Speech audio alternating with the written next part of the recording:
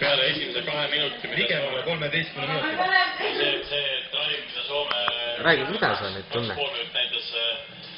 Ei mitään. Oot seda? Mida sa nüüd tunned? Vaadake seda nägu. Vaata seda nägu. 2 seivis. 4 peale visati ja 2 tõrjet ja 2 väravat. Kuidas sa nüüd tunned ennast? Hästi. Väga hästi. See on õnneks nii muserdav, vaata.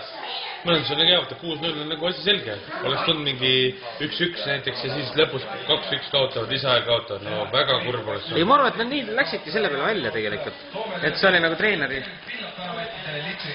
Praegu ei ole nagu probleem. Soome nagu ründab esimest korda.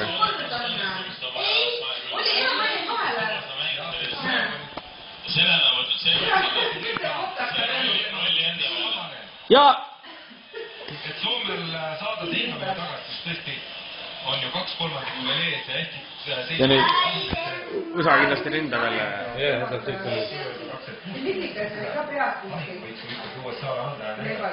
No! Ei ole see asi sama lihtne ja USA puhul tegelikult on tuleb täpne nurka tihitud löök mietis, et natukene läheb postist mööda, siis USA jaoks on tegelikult ka.